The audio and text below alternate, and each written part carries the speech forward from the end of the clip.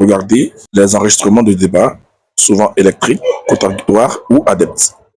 C'est sa femme qui cite en premier. Et ça, personne ne relève, ça ne choque personne. Bon, ben, c'est pas grave, hein. Moi, en tout cas, moi, ça me choque. Dans l'autre protocole, on n'a pas voté la femme du président de la République. On a voté le président de la République, il a un premier ministre, il a un vice-président, et il fait un discours. Dans l'autre protocole, la première personne qui cite, c'est sa femme. Voilà. Bon, une fois j'ai dit ça, je n'ai rien dit. Joanne, le démocrate. Oui, alors, merci Kaza. Alors, bonjour à tous. Moi, je me suis réveillé avec les vidéos du stade Bimpe à profusion. Hein. Je me suis réveillé avec une floraison de vidéos qui concernaient le congrès du RHDP. Et donc, sur la forme, franchement... Je sais pas si tu es en pleine natation, mais vraiment, on a l'impression que tu es dans l'eau, hein. Ah bon? Là, c'est bon? Ouais. Là, Ou bien, bon. est-ce que les autres, vous attendez, vous, les autres ou pas? Mais là, c'est bon? On a du mal. Ouais, Hein. là, c'est bon, c'est bon. D'accord, ok. Alors, je disais que on s'est réveillé hein, ce matin avec une floraison de vidéos du congrès du RHDP. Alors, mon analyse va se porter sur le fond et sur la forme. Sur la forme, sincèrement, hein, non pas à l'instar des intervenants qui se sont succédés tout à l'heure, moi je dirais plutôt que le défi de la mobilisation, hein, comme toujours du RHDP, a été vraiment, je vais dire, le RHDP a répondu au défi de la mobilisation, comme d'habitude. On a vu un stade plein à craquer. C'est vrai qu'on est opposant, mais on ne peut pas rester dans le nihilisme. Bon, il faut pas nier l'évidence. Il y a une matérialité, une jonction de faits qui nous démontre hein, inévitablement et de manière factuelle que le stade des BMP a été rempli. Alors, en le disant, c'est tout à fait être le plus logique qu'il soit. Concernant la forme, parce que la forme, concernant la forme, le stade a bel et bien été rempli. Le défi de la mobilisation, hein, le RHDP a répondu. Maintenant, dans le fond, moi j'estime en fait que oui, le RHDP a répondu au défi de la mobilisation, simplement parce que le RHDP se promène avec tous ses militants dans tous les endroits, ils vont faire un meeting. Vous voyez, on parlait des gens qui sont quittés à Bouaké. Le président de la République, même, dans son allocution, il s'est trompé même. Il dit bon retour dans votre pays. Tellement qu'il sait que des gens sont quittés ailleurs, de partout, pour pouvoir venir remplir le stade. Et ça, c'est continuel et ça se fait tout le temps avec le RHDP. Vous allez voir des gens quittés à Boundiali, des gens quittés dans d'autres régions et tout pour venir remplir un stade à Abidjan. C'est ce qui fait en fait la différence avec l'opposition qui remplit sur place, avec les éléments qu'ils ont sur place. Donc, dans le fond, moi, je pense que c'est une mobilisation hein, qui a été voulue. Ce n'est pas une mobilisation spontanée par le bon vouloir même des militants.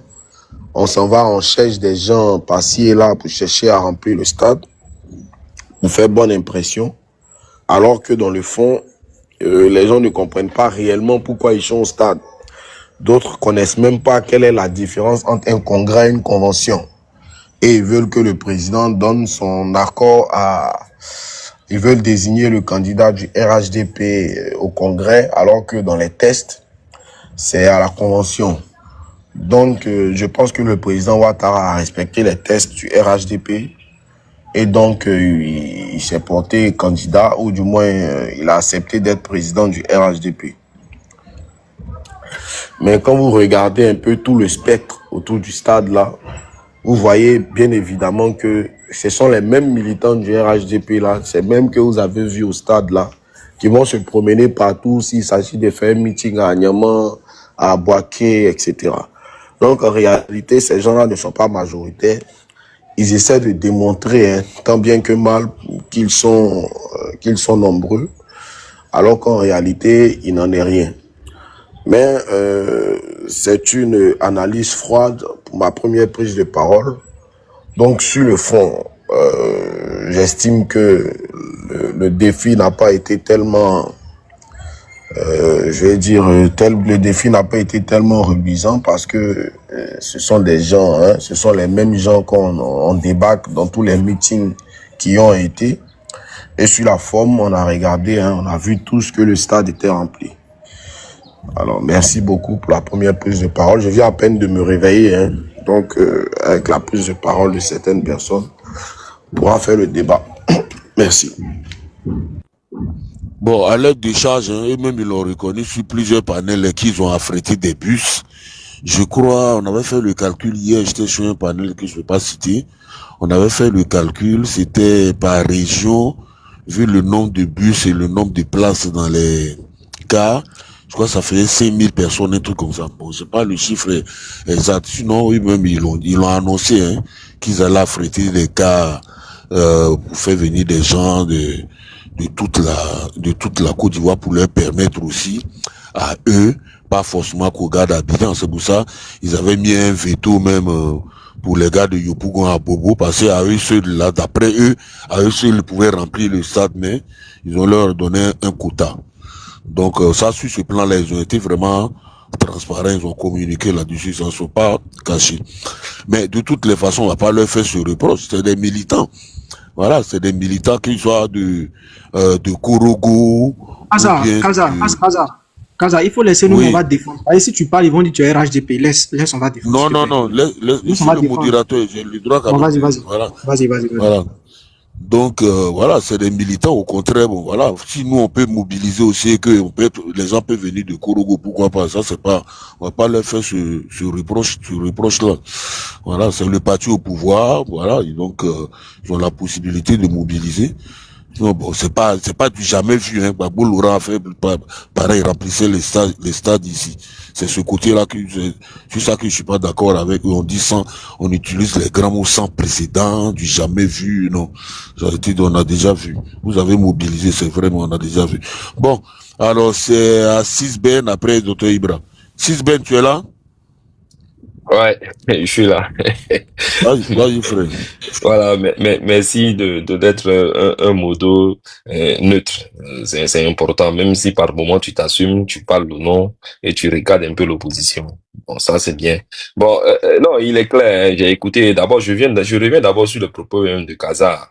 Dans l'ordre protocolaire, là, par le Premier ministre, quand il s'adresse devant les militants à IBB, là, il ne parle pas en tant qu'ex-premier ministre. Il s'adresse aux militants de son parti et dans l'ordre protocolaire, souffrez peut-être que chez nous, là, on tient encore au respect des dévanciers. Donc, avant de réinterpeller... Attends, excuse-moi. Ferme ton micro, s'il te plaît. Non, attends d'abord, non, mais attends, je vais te mettre ton temps. Oh. Attends, oh non, ne me dis pas ferme ton micro. J'ai dit, Le je modo partirai.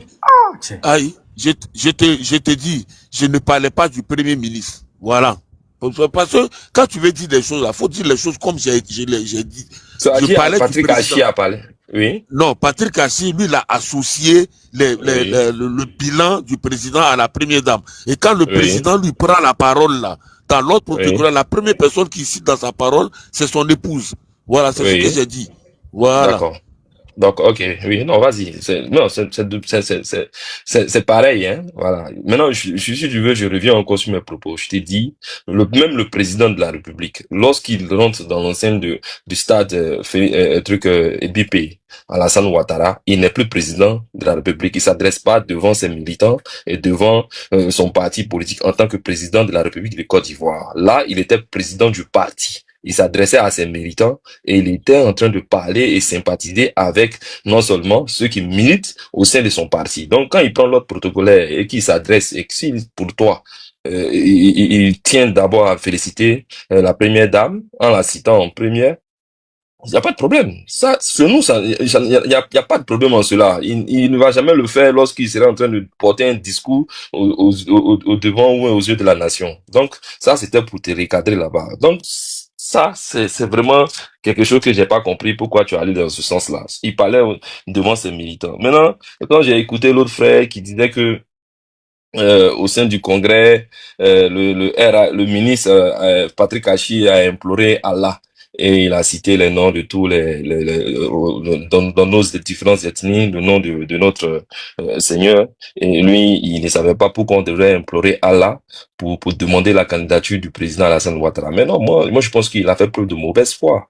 C'est pas aux militants d'un parti, cadre d'un parti, d'implorer Allah à ce que le président Alassane Ouattara, président d'un parti, parce que là, il faut le rappeler, hein, au sein d'un MBB là, ils n'étaient pas ministres, ils n'étaient pas là-bas en tant que ministres, ils étaient là-bas en tant que cadre du parti. Voilà. Et l'ex-premier ministre Patrick Achi, c'était connu, il était président du Congrès. Et Alassane Ouattara, quand il a dit j'accepte d'être président, il a dit président du parti. Il n'a pas dit président de la République. Donc, maintenant, je dis que ça fait preuve de mauvaise foi de la part du frère JP que de demander à un autre cadre d'un parti d'implorer son président de parti afin qu'il accepte la candidature des autres présidents de parti. Non, ça fait preuve de mauvaise foi. Si pour toi, tu penses qu'Alassane Ouattara est si puissant, mais il faut demander à Laurent Gbagbo, il faut demander à Tidjane Thiam, lorsqu'ils ont des meetings là. Ils n'ont qu'à implorer aussi Alassane Ouattara afin qu'on accepte les candidatures. Là, au moins, je vais trouver un peu de cohérence dans tes dits. Maintenant, quand on finit de dire ça, on dit, on dit le bon retour dans vos pays. J'ai entendu l'autre là revenir là-dessus. Il dit que non, c'était une erreur. Non, ce n'est pas une erreur. Le président Alassane Ouattara le disant, quand il a dit bon retour dans vos pays là. Non, il s'adressait à la diaspora. C'est-à-dire le RHDP là. Ce n'est pas uniquement que la chose que des Ivoiriens ou des Ivoiriennes vivent au-delà de nos frontières. Donc, c'est la délégation représentée ici, ceux qui représentaient la diaspora là. Mais c'est eux qui le remerciaient, ils disaient bon retour dans vos pays. Donc, ils peuvent être non seulement en France, au Burkina, aux États-Unis et autres. Donc, ce n'est même pas, c'est pas une erreur. Donc, vous pouvez le considérer pour vous que non, il s'est trompé, il ne s'est pas trompé. Et quand on parle de mobilisation, vous avez parlé tout à l'heure des bus, des cas et autres. Mais ça s'appelle mobiliser et aller participer à une manifestation. C'est le parti qui se donne les moyens afin de convier ces militants qui sont désireux de vouloir participer à une cérémonie ou à un événement. Il y a quoi de mal à cela? Il n'y a rien. Maintenant, Johan, toi, tu peux le dire. Et merci à Kaza de t'avoir recadré. On va pas nous reprocher de mobiliser nos militants à travers le pays. Parce que nous, on trouve que lorsqu'on a un second congrès, là où le président du parti va venir s'adresser devant ses militants, on trouve que ce serait pas intéressant et inadéquat que des militants venant du Pôle, des militants venant de différentes régions du pays ne soient pas conviés à cette manifestation. Donc, on met les moyens à disposition du parti pour pouvoir convier tout le monde à la manifestation. Ça n'a rien à voir, avec le fait que on se déplace avec nos militants. Et c'est de bonne guerre. On peut aussi se déplacer avec nos militants à travers tout le pays. Mais vous avez vu le congrès éclater, hein, sur tout l'étendue du territoire. Donc, on n'a pas eu besoin de mobiliser. La dernière fois, vous avez vu le meeting à Yopougon et en même temps un meeting à Djamé et aussi un meeting en même temps à Cocody. Voilà, donc les militants n'ont pas eu à se déplacer pour aller soutenir le meeting porté par Akshi et Amadama Biteko au niveau de Yopougon. Ils n'ont pas eu besoin de vider Figaro pour aller soutenir un truc, je sais pas si c'est Farco à Djamé. Donc les gens ont tenu leur congrès éclaté sur tout l'étendue du territoire. On n'a pas vu les gens se déplacer. Donc, souffrez, mais aujourd'hui le RHDP, c'est ce grand parti-là qui est représenté sur tout l'étendue du territoire et on mobilise parce que c'est ce qu'on essaie de rappeler au PDCI.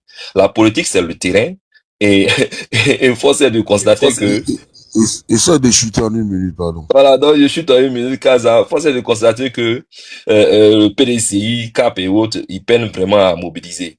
Et l'autre aussi qui avait eu à parler de l'âge du président, que non, Alassane Ouattara serait dubitatif parce qu'il n'arrivait pas à se prononcer sur sa candidature ou pas, vu l'âge. Ce n'est pas vrai. Parce qu'on peut aussi ramener cela hein, aux gens du PDCI. C'était, je pense, c'est ce jeune premier qui avait abordé. Mais comment se fait-il qu'un président tout jeune, président de parti politique du PDCI, Tidjane Thiam, n'ait pas confié tout son combat politique à un vieux aussi, un ancien, qui est Laurent Gbagbo? Et vous avez tous salué et félicité. Donc pourquoi est-ce que, étant dans l'opposition, étant celui même qui veut représenter l'avenir du parti là, pourquoi il va remettre son combat aux mains d'un vieux? Voilà, donc c'est comme ça aussi que le RHDP, on a confiance, comme on respecte les doyens, nous on ne traite personne de ses pans dans le pantalon, on ne dit pas que d'autres étaient des ivrognes et autres, comme on a le respect des doyens et des dévanciers, on demande au président Alassane Ouattara, le président Merci. accepte ta candidature, c'est comme un remerciement. Bon là je fais mon micro, merci Kaza. Je te remercie. Bon, on dit que l'ordre protocolaire, le président de la République a cité sa femme. On nous rétorque que non, quand on est là-bas en tant que militant. Maintenant, après, quand le président continue là, les autres là, il les cite avec leur grade. Soit tu les appelles camarades, là on est dans la logique et dans la cohérence. Pourquoi il les appelle monsieur monsieur le vice-président, monsieur le... Bon, écoutez, moi, de toute façon, c'est pas bien grave. Moi, je n'ai jamais vu ça. Nulle part. J'ai jamais vu ça dans aucun parti politique, dans les Non congrès. mais, je Non, t'explique il si faut tu pas veux. couper mon micro, s'il te plaît, s'il te plaît. Faut pas m'expliquer. J'ai déjà compris. Tu expliques tellement bien. Il y a une moucho pour toi. Comme tu as envie de parler, il y a quelqu'un qui a une Ouais. moucho pour toi. Faut prendre. Vas-y pour ta moucho, mon frère. Merci beaucoup, Kaza. Je voudrais donc dire à Sisben, il a dit beaucoup de choses, c'est très bien, mais qu'il prenne le soin d'écouter. On va aller sur le premier point d'abord. Le premier point, j'ai dit, si on peut implorer le président de la République, comme on implore Dieu, d'ailleurs en évoquant le nom de Dieu pour qu'il accepte une candidature pour réconforter le parti, il faille qu'on en fasse de même pour maintenir le climat social au niveau national. C'est ce que j'ai dit. Voilà. Maintenant, deuxième point. Est-ce que tu peux me dire comment est-ce que le parti a un président, le parti RHDP? Quels sont les mécanismes par lesquels on obtient le président au sein du parti, s'il te plaît, selon les statuts et règlements du RHDP? Merci.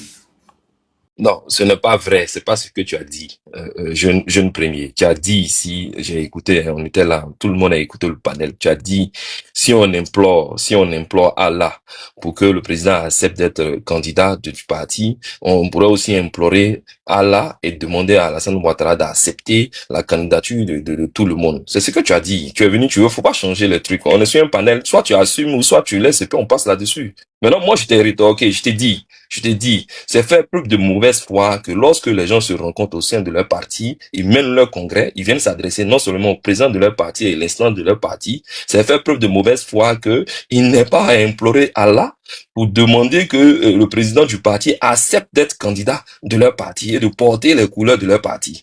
Maintenant, ce qui serait peut-être cohérent de ta part, c'est de dire, et je te ramène là maintenant à l'instant des autres partis de l'opposition, va au sein du PDCI ou bien au sein du PPACI, que lorsque ces leaders-là tiennent ces discours-là, parce que nous, on s'adressait pas au président de la République, on s'adressait au président du parti RHDP. Quand ils tiennent ces discours-là, s'ils veulent interpréter le président de la République en fonction, qu'il aussi implore Allah, et puis il demande à ce que Allah puisse toucher Alassane Ouattara afin qu'il accepte la candidature. C'est ce que je t'ai dit. Là, au moins, on va comprendre que, et puis tu vas être un peu plus cohérent. Voilà. Maintenant, tu parles des instances du parti. Tu sais, au RHDP, c'est notre parti politique. Il faut faire Notre président. tu permets aux autres de parler, quoi. C'est pas pour toi, hein, parce que le live risque de sauter. Daouda, elle est en pause, là. Hier, nous a fait... Ouais, D'accord, ok.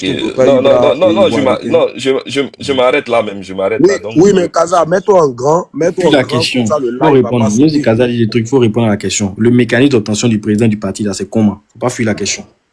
Kaza, mets-toi en grand, comme ça, le live va pas sauter.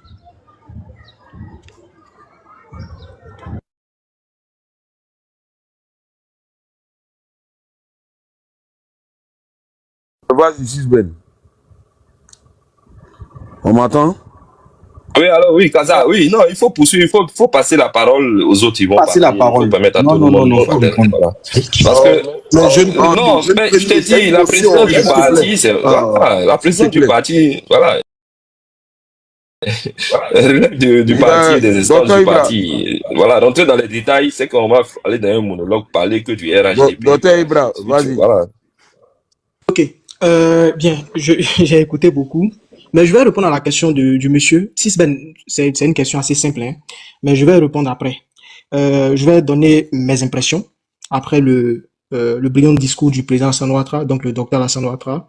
Je vais commencer par le premier point. Alors, il y a eu un instant assez fort dès les premiers moments donc de son discours, c'est qu'il a salué les mémoires d'illustres disparus que sont donc le président feu Henri Konan Bédié, son aîné. Il a martelé encore une fois dans son discours. Il a également salué la mémoire euh, euh, du brillant C'est sur moi ancien bien. premier ministre Est-ce brillant, on l'attend? bon, je vais dire des brillants anciens premier ministres, Ouais, Feu il a Ahmed eu un bug, Bakayoko mais et c'est pas Feu grave. Amadou Gon Coulibaly.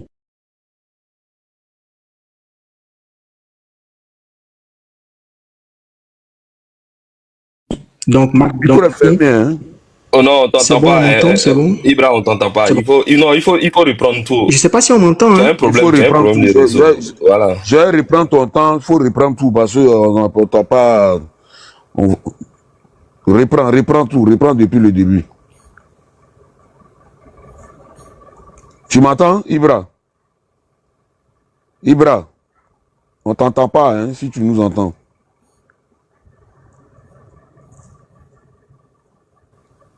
Est-ce qu'on m'entend? C'est bon maintenant? Là, maintenant, c'est bon. On m'entend? Là, on m'entend, c'est bon? Là, c'est bon.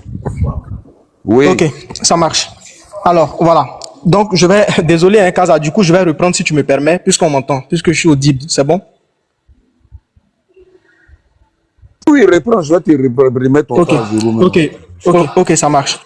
Donc, je disais que je suis très content du brillant discours du président Alassane Ouattara. Il a commencé par saluer donc les mémoires d'illustres disparus, que sont le président Henri Konan Bédié, Ahmed Bakayoko et Amadou Gon Coulibaly. Donc, d'illustres personnalités, malheureusement arrachées à notre affection assez tôt. Ensuite, il a parlé de son bilan reluisant, mais de façon assez, je vais dire, mais très rapidement. Il a parlé de son bilan, il a parlé de la sécurité, il a parlé de la stabilité. Il a même mis un point d'honneur sur la stabilité, je vais dire, en Côte d'Ivoire depuis dans son accession à la magistrature suprême. Et il a parlé aussi de la sécurité, le fait que les Ivoiriens aujourd'hui soient dans une tranquillité, dans la paix. Et j'ai entendu une absurdité ici de quelques panélistes qui disent que, et je cite, que si la Côte d'Ivoire est en sécurité et en paix, il faut plutôt féliciter l'opposition et autres pour cette stabilité, cette tranquillité. Mais je vous ramène à l'article 54 de notre Constitution, que je cite. Le président de la République est le chef de l'État. Il incarne l'unité nationale, il veille au respect de la Constitution, il assure la continuité de l'État, il est le garant de l'indépendance, de l'intégrité du territoire et du respect des engagements internationaux. Je vais reprendre une petite partie. Il incarne l'unité nationale, il veille au respect de la Constitution, il assure la continuité de l'État, il est le garant de l'indépendance, de l'intégrité du territoire et du respect des engagements internationaux. Mais tout est dit. Donc c'est une incongruité, une absurdité, n'est-ce pas, de dire que lorsque dans un pays, il y a la tranquillité, la sécurité et que la stabilité est de mise, cela veut dire que tout de suite, on ne doit pas recourir, n'est-ce pas, aux prérogatives de ceux, naturellement, des autorités qui sont naturellement censés incarner cette stabilité-là. C'est fou. C'est fou de penser ça. Donc, dans un pays, lorsqu'il y a une stabilité, il y va, n'est-ce pas, de la responsabilité de celui qui incarne cet état-là. On a vu plusieurs attaques déjouées. On ne va pas en reparler. Donc, pour moi, il faut vraiment remercier le président Alassane Ouattara pour cette stabilité que la Côte d'Ivoire connaît depuis son accession à la magistrature suprême. Ensuite, il a parlé de l'historique de la création, n'est-ce pas, du RHDP en alliance en 2005 à Paris. Donc, il faut dire qu'il y a eu le RHDP Alliance et ensuite, depuis 2019, il y a eu le RHDP unifié avec pour président le président Alassane Ouattara. Donc, il a parlé, il a remercié également son, je vais dire, son aîné, feu, le président Henri Konan Bédié. Il a aussi parlé, il a aussi accepté, donc, d'être le président du RHDP. Docteur Ibra, on te demande d'analyser. On n'a pas dit de faire résumer. On a tout suivi, Go. Oui, non, je viens. Analyse. Oui, je viens d'abord. Non, mais je viens d'abord. Là où mon analyse, ça vient dans le second point. Pas il reste 2 minutes. Ça vient dans le second point. Voilà. C'est là maintenant où il y aura l'analyse. C'est que c'est la partie de la candidature du président Alassane Ouattara. C'est ça qui m'intéresse. C'est ça qui m'intéresse. Parce que la candidature du président Ouattara, on entend dire que le président Ouattara a reculé. C'est ce qu'on nous dit. Mais non, il n'a pas reculé, M. Daouda. Là, maintenant, je vais faire mon analyse et je vais donner mon avis. Il n'a pas reculé. Pour moi, il sera bel et bien candidat, de mon point de vue. Parce qu'il a dit simplement, il a dit qu'il ne peut pas rester insensible aux différents appels au pied de ses militants et de ses sympathisants. Si tu te rappelles bien, M. Daouda, en 2020, le président Ouattara, c'est devant un congrès qu'il a dit qu'il ne sera pas candidat, un congrès réuni. Donc, je vais dire, on avait la chambre haute et la chambre basse réunies, et c'est devant ce congrès-là qu'il a dit qu'il ne sera pas candidat. Et il a même précisé qu'il est le président de tous les Ivoiriens. Donc, ce n'est pas devant ses militants qu'il dira qu'il est candidat. C'est devant les Ivoiriens. Voilà. Donc, pour moi, lorsqu'il dit qu'il ne restera pas insensible aux différents appels au pied de ses militants et de ses sympathisants, cela veut dire simplement, et qu'il dit, et par ricochet, il dit clairement qu'il est le président de tous les Ivoiriens et que dans quelques jours ou dans quelques semaines, il va prendre sa décision. Pour moi, tout est dit. Tout est dit. Ça, c'est mon avis à moi. Et si tu te souviens très bien, M. Daouda, le 5 mars 2020, le président Ouattara réunit le congrès, donc chambre haute, chambre basse, il annonce qu'il ne sera pas candidat. Quelque temps après, il y a une convention du RHDP pour désigner M. Amadou Gon Coulibaly. Donc, ce n'était pas aujourd'hui qu'il allait le dire. Et moi, je l'ai dit sur le panel de ton ami et frère, donc de notre frère à tous, si, que le président Ouattara ne dira pas aujourd'hui qu'il est candidat. Il va le dire peut-être le 6 août, donc à l'occasion de son adresse à la nation à la veille de fête d'indépendance, où il va le dire naturellement quelque temps après, avant plutôt. Voilà, j'avais encore beaucoup de choses à dire, mais je vais me limiter à ça. Et puis quand j'aurai une deuxième prise de parole, je vais encore continuer à analyser encore son discours et puis revenir sur cette histoire, je vais dire, de ce que le RHDP aurait violé ces textes. Pour moi, c'est une hérésie, ce n'est pas vrai et on va revenir là-dessus. Merci. Toi, tu aimes les mots comme ça, il y a congruité, hérésie, absurdité. Ah, on souffle dans ta main, docteur Ibra. Bon. Oui, Moi, hier, j'étais sur un panel. Heureusement, mon frère en global est là. J'ai dit ça aux gens de RHDP. J'ai dit aujourd'hui, là, il n'y aura pas d'annonce de la part du président de la République. Effectivement. Tu étais là quand j'ai dit ça? Oui, moi, mais j'avais dit ça également. J'avais dit ça. J'ai dit ça. On m'a dit non, on a créé un concours de qui connaît qui, plus que qui, où c'était mon information. Il y en a qui disent non, le président de la République leur a écrit un courrier pour dire qu'il sera candidat. Ok, j'ai dit bon, prenons les paris. On est venu ici, avec Daouda. Daouda et moi, on avait la même position. Et dès que l'annonce est finie maintenant, tout le monde dit maintenant, non, moi je savais ça. Ah, moi je savais. Non, moi je savais. Pourtant, c'est Daouda et moi seulement qui avons pris la position du président aujourd'hui là. Il y avait que Daouda et moi, hein. Bon, toi, tu n'étais pas là à ta décharge. Moi, je l'ai dit. Moi, je l'ai dit. Daouda même peut peut-être témoigner s'il est là. Je l'ai dit. J'ai dit que le président Ouattara, je termine rapidement. Daouda même peut peut-être témoigner. J'ai dit que le président Ouattara aujourd'hui ne va pas l'annoncer. Parce qu'en 2020, je me suis référé à 2020. 2020, il a dit devant les Ivoiriens. Parce que lorsqu'il réunit le congrès, les deux chambres, chambre basse et chambre haute, il parle aux Ivoiriens. Là, il parle pas aux militants du RHDP. Il parlait aux militants du RHDP qui sont naturellement des Ivoiriens. Donc, moi, je savais, je le savais. Voilà. Donc, ok. Ivoiricain, Yako, mon frère, tu as tellement duré. Vas-y pour tes 5 minutes. Tu es là? D'accord, Kaza, 1 minute s'il te plaît. Aïe. Bon, d'accord. Je suis là, Kaza, je suis là. Okay. Voilà, bonsoir à tout le monde ou bonjour à tout le monde par rapport aux positions de chacun. C'est un véritable plaisir pour moi d'être aujourd'hui présent sur le panel de M. Daouda et je profite pour lui adresser vraiment mes sincères salutations et félicitations pour la pertinence en fait de ses interventions chaque soir. Et je dis merci à mon frère Kaza qui m'a permis d'être là pour une première. Voilà, donc mon analyse en fait sur ce congrès du RHDP en fait est la suivante. Dans la forme, déjà, moi, j'aimerais saluer la mobilisation exceptionnelle. On ne dit pas que ça a été une mobilisation sans précédent, mais une mobilisation de qualité, une mobilisation vraiment impactante qui a salué. Mais au-delà même de la mobilisation, il faudra aussi féliciter la discipline des militants du RHDP. Alors, cette discipline qui va faciliter en fait la sécurité, aux forces de l'ordre. Généralement, j'en parle parce que on a généralement, à la faveur de préjugés, qualifié les militants du RHDP d'être un peu indisciplinés, mais c'était une démonstration, en tout cas, de leur discipline. Pour ce qui est du fond, moi, je vais plutôt m'attarder en fait sur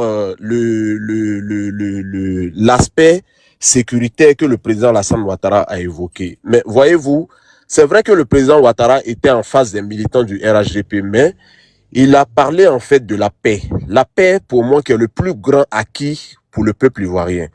Alors, cet acquis-là, il est à souligner. Pourquoi? Dans un contexte en fait sous-régional, où toute la sous-région ouest-africaine est en proie au terrorisme, il est important de relever en fait vraiment cette qualité ou cette denrée qui devient rare, qu'est la paix. Il faut l'imputer au président Ouattara. Et lorsque Dr Ibra tout à l'heure évoquait l'article 54 de la Constitution ivoirienne, j'ai été vraiment très content parce que voilà en fait depuis un moment certaines personnes de l'opposition, peut-être par ignorance ou par mauvaise foi, qui vont attribuer en fait les mérites de la stabilité, des 14 ans de stabilité du pouvoir du président Ouattara à l'opposition. Non, c'est pas l'opposition qui est en charge en fait de garantir l'intégrité du territoire et la paix sociale. C'est du ressort du président de la République. Comprenez donc que en fait, tous les citoyens ivoiriens sont bien sûr partie prenante en fait de cette stabilité, mais celui qui garantit, celui qui en a la charge en fait, c'est le président de la République. Il faut le relever. Mais au-delà même en fait de ces aspects-là, moi j'aimerais aussi saluer en fait, on connaît tous ici, en toute sincérité, la technocratie du président Ouattara.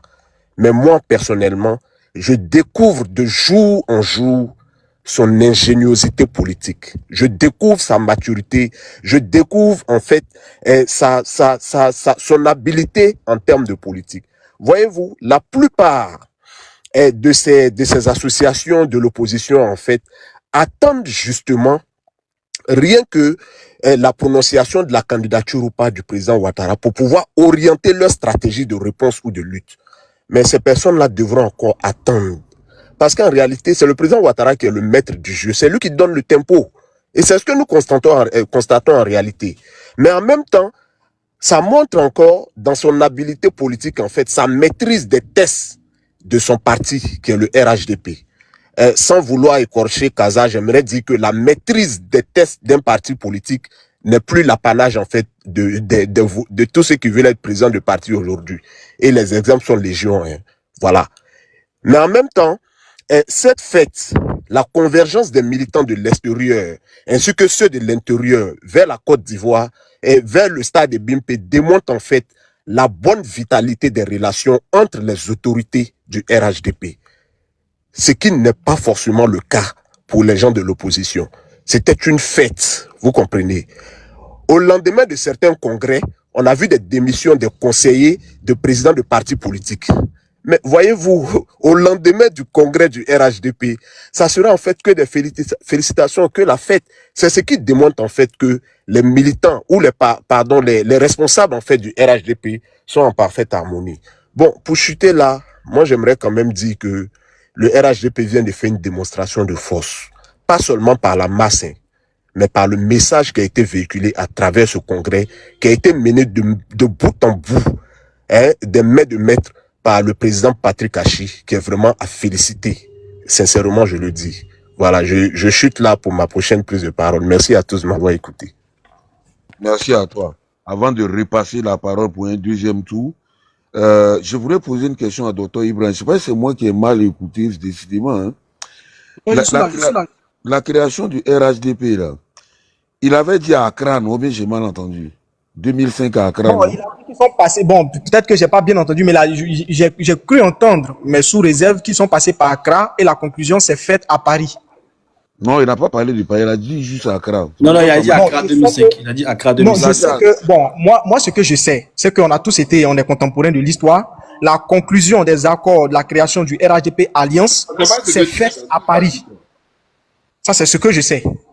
Maintenant, si ça a commencé à Accra, je ne sais pas. Peut-être que Daouda pourra nous en dire plus. Non, mais moi, c'est pour ça que ça m'a un peu surpris quand j'ai entendu Accra de la bouche du président de la République. Bon, ok, ça c'était là. La deuxième belle chose, là, c'est vrai, nous on revendique hein, là, le côté sécuritaire du pays. Non, non, il faut pas sortir les propos du président du contexte, hein. Il parlait pas de la création du parti, c'est des pourparlers. Donc, il donne Non, la mais chronologie des faits, voilà. j'ai Donc, sorti il cite quoi? J'ai sorti des quoi de son rencontres. Peut-être contexte? que c'était pas médiatisé en son temps, mais là, le président est en train de faire la chronologie Ouais, mais des faits. bon, Donc, j'ai dit, j'ai sorti quoi de il y son a eu des contexte? pourparlers pour la création, c'est-à-dire pour l'union des Oufouettis. Ça a peut-être débuté à Accra et autres. Maintenant, la finalité là, quand on parle maintenant du RHDP, Bon, non, en tant j'ai que dit, on coalition des parle partis ou bien des ça c'est Oufouettis, ce que voilà, tu es en ça s'est train de concrétisé faire. maintenant à Ce que Paris. tu es en train de faire, on appelle ça des commentaires. Le président, il a dit quoi aujourd'hui? Ouvre ton micro, Sisben. Le président, il a dit quoi aujourd'hui dans son discours? Moi, je sais que au RHDP, on nous disait On toujours. va rejouer. On va On nous rejouer disait le toujours. discours. Bon, Mais attends. continue. Non, continue, Voilà. partage la parole. Après, on va rejouer le discours et Oui. puis on va Le écouter. président, moi, on m'a toujours dit avec les gens que c'était à Paris. La convention d'un hôtel, c'est à Paris. Donc, moi, j'ai été surpris quand j'ai entendu Accra en 2005.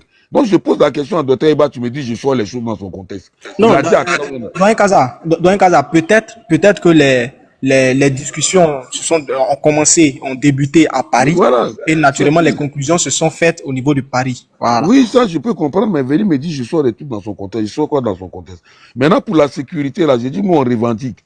Parce que nous, au PDCI, là, on a gouverné avec vous pendant 8 ans. Donc, on revendique aussi de sécuriser le pays. Voilà. Tout comme l'extradition du président Gbagbo aussi, non? Si c'est de bonne guerre. Moi, j'ai dit le bon côté du bilan. Moi, le mauvais côté, là, je vous laisse ça. Mais là, si tu penses que c'est pas parti des bons côtés, reprends. Et j'assume la mauvaise foi. Harley Gold, vas-y pour tes 5 minutes. D'accord, Kaza. Mais en fait, vous dites la même chose, hein. Parce que, de mémoire, là, c'est juste après, je crois que c'est 1 an ou 6 mois après Makoussi qu'il y a eu des pourparlers, mais l'alliance est faite formellement, je pense, à Accra, comme le président l'a dit. Et je pense que le truc a été signé à Paris, si je ne me trompe pas. Chronologiquement, c'est ce dont je me rappelle. Donc, aujourd'hui, elle a parlé d'Accra parce que c'est à Accra qu'il y a eu une sorte de formalisation de l'accord et puis il a été signé à Paris. Oui, je vais te redonner ton temps. En fait, c'est ça. Moi, j'ai dit, quand j'ai discuté avec les gars de RHDP, là, moi, j'ai toujours su que ce truc-là, ça a été signé à Paris. Donc, ça m'a étonné. L'histoire d'Accra, là, moi, je n'ai jamais été au courant de ça. Donc, je me disais, le président s'est trompé. Mais donc, je pose la question à Dr. Ibrahim. Je sais que lui, il est féru de tout. Lui, il connaît toutes les dates quasiment. Et quand tu discutes avec lui, c'est que tu donnes des trucs avec précision. Donc, je voulais juste savoir si Ben est Djaouri pour dire non que je veux modifier encore le propos du président. Eux, ils voient le mal partout. Vas-y. D'accord, Kaza. Pour ma deuxième prise de parole, il y a certaines choses qui sont un peu gênantes dans le truc là. Par exemple, que le président du parti soit le président de la République. Moi, peut-être que ça s'est déjà fait. Je ne sais pas si Bédi était président du PDCI, j'étais encore trop jeune. Pour Gbagbo, je sais que c'est Afin Guessin qui était président du FI. Mais en fait, je suis un peu gêné que le président de la République soit maintenant président du parti politique. Parce que tout à l'heure, Ibra a cité l'article 54 et dans son énoncé, il a dit qu'il est le garant de la nation, mais je mets comme ça. Moi, j'aurais souhaité, en tout cas, ce que je souhaite, c'est que le président de la République ne soit plus président du parti politique. Parce qu'il y a une sorte de mélange de gens. Là même, on dit dans tel pendant que président du RHDP, c'est-à-dire il a laissé son corps du président dehors. Je pense qu'il doit y avoir des réformes. Je ne sais pas si c'était dans l'ancienne constitution, mais il doit y avoir des réformes pour que le président de la République, comme en France, ne puisse pas être président d'un parti politique. Ça le catégorise trop et puis ça fait un peu trop mélange de genres. Maintenant, tout à l'heure, ce que Kaza disait, en fait, il y a des choses évidentes. Quand on dit là, les gens du RHDP là, en fait, vous êtes tous une position de guerre. Si le président de la République cite les institutions de la République, il ne doit pas citer sa femme, c'est juste un détail. Si encore il cite les gens du RHDP, les institutions du RHDP, bon, à ce que sa femme n'a aucune fonction dans le RHDP. C'est juste un truc comme ça, les gens qui passent comme ça, c'est un peu malaisant qu'on entende qui cite d'abord sa femme avant de citer, je sais pas qui, monsieur Kafana ou une autre personnalité du RHDP. C'est juste un détail. Mais quand on dit ça, vous montez sur vos grands chevaux. Vous êtes au pouvoir et vous avez le comportement des gens de l'opposition. C'est quand même quelque chose, hein. Et puis j'ai entendu le président, je me pose une question, j'ai entendu le président remercier la présidente des autres partis politiques. Ça, je suis bien curieux de savoir qui était là. Je sais pas, peut-être c'est le COGEP, ou bien MGC, ou bien les PP. En tout cas, j'ai bien envie de savoir de quel parti qui était là-bas. Parce que généralement, ça se fait, hein. dans les conventions, dans les congrès, en temps de paix relative. Bon, en temps normal, les partis vont aux conventions, au congrès des autres partis. Mais là, c'est quel parti qui est à ce congrès-là? Moi, j'ai envie de voir les têtes. Ça m'intéresserait beaucoup. Et puis, pour les cas là, ouais, Joanne, Kaza a raison, hein, tous les partis font ça. Tous les partis font ça. Même nous, à la fête de la Renaissance, qui est une fête statutaire du parti, des gens sont venus de l'intérieur du pays. On a même refusé les mondes. Il y a même des convois qui ont été annulés parce que la place qu'on avait demandé initialement n'a pas été accordée. Donc, on a dû réduire un peu nos prévoyances pour la mobilisation. Sinon, les partis le font. On fait venir des gens de l'intérieur du pays. C'est comme une sorte de... Parce qu'on n'est plus au temps du fouet où ils faisaient les fêtes tournantes pour le parti. Maintenant, c'est des congrès rassemblés en un seul lieu. Le RHDP a au moins eu le mérite de faire des pré-congrès.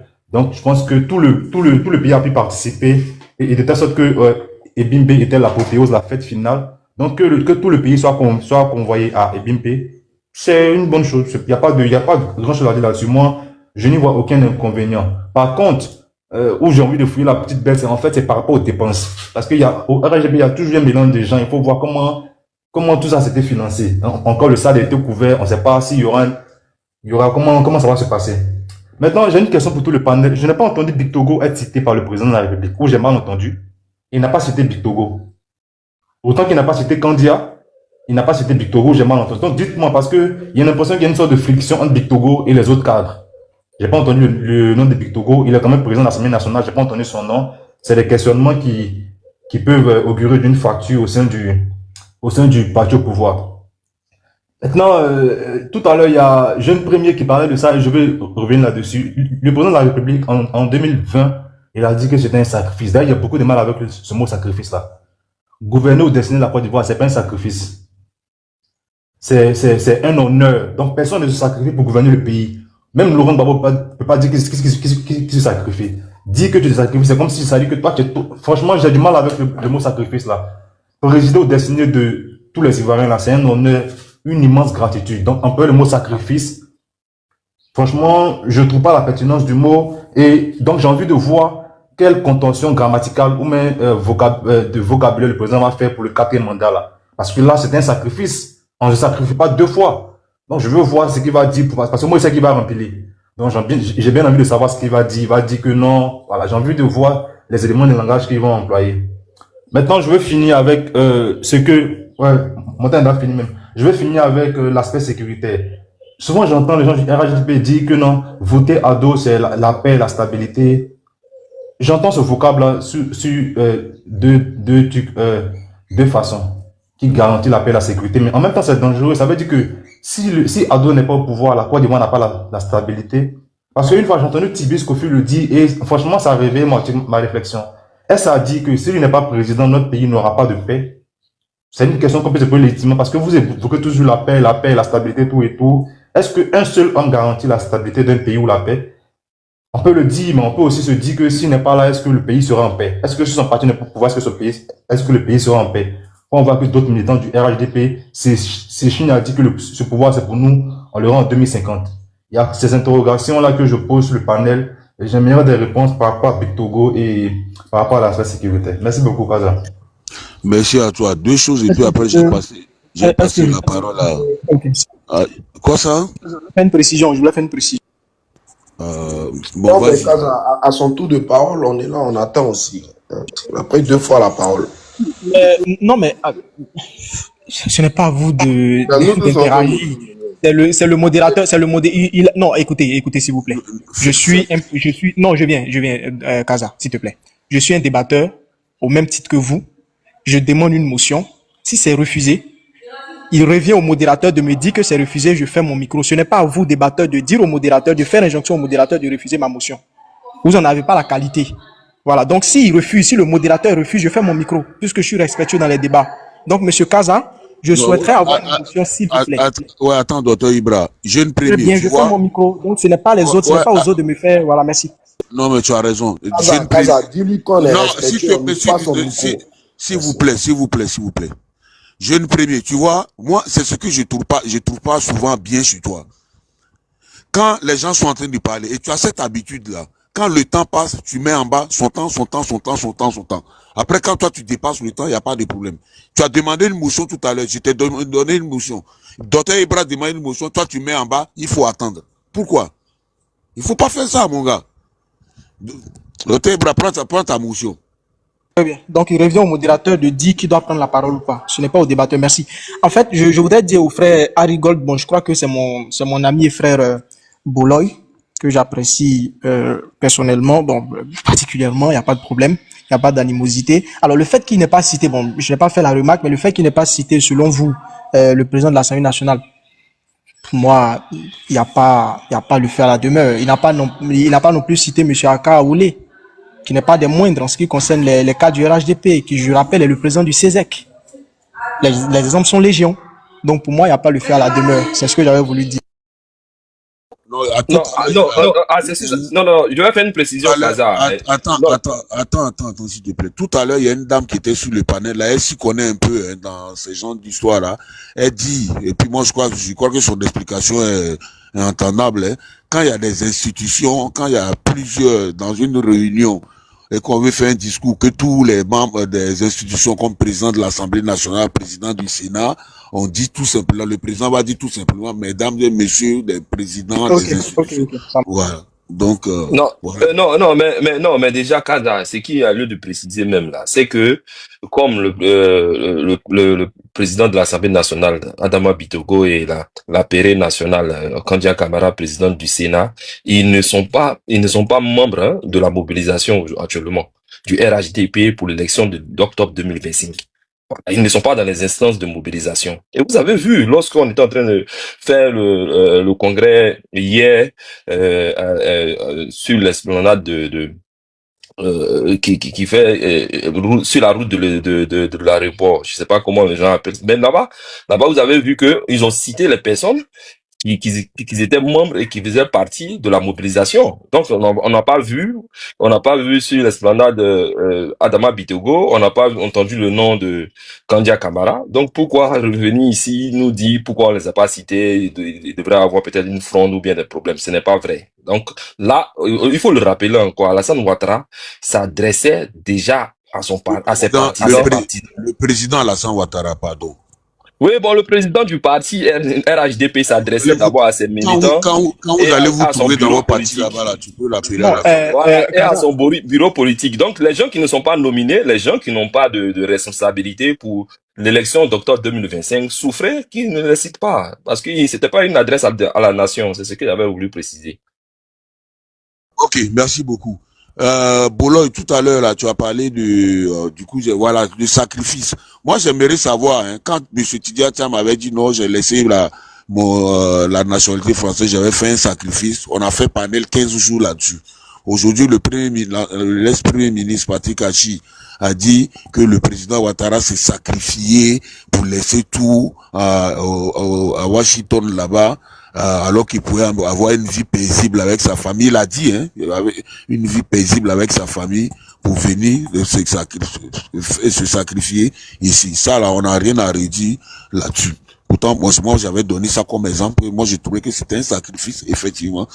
Maintenant, quant à cette histoire de président du parti, en même temps président de la République, là. Moi, je pense, c'est mon analyse personnelle, moi, je pense que Bologne, c'est fait à dessein. C'est fait à dessein pour manipuler encore la justice. Parce que la manière dont tu t'adresses au président d'un parti, là, c'est pas la même manière dont tu t'adresses au président de la République. Quand tu vas t'adresser à lui quand toi dans ta tête, c'est en tant que président de parti, on va t'arrêter pour diffamation, pour dire non, tu as diffamé le président de la République. Moi, je crois que c'est fait à dessein tout ça, là. Voilà. JP, vas-y. Je peux te faire une motion avant de prendre mon temps de parole sur le sacrifice. Non, mais tu attends pas le temps de parole et puis tu le fais en même temps, tu continues en même temps. Ok, donc il peut pas prendre motion. Ok, c'est pas grave. Tu peux pas prendre motion. Tu vas me faire une motion et puis tu apprends, c'est ton temps de parole. Donc fais-le en même temps, tu continues dedans. Ok. Ou bien. Non, ça peut être comme 5 minutes. Ou bien ta motion là, tu as besoin d'une réponse.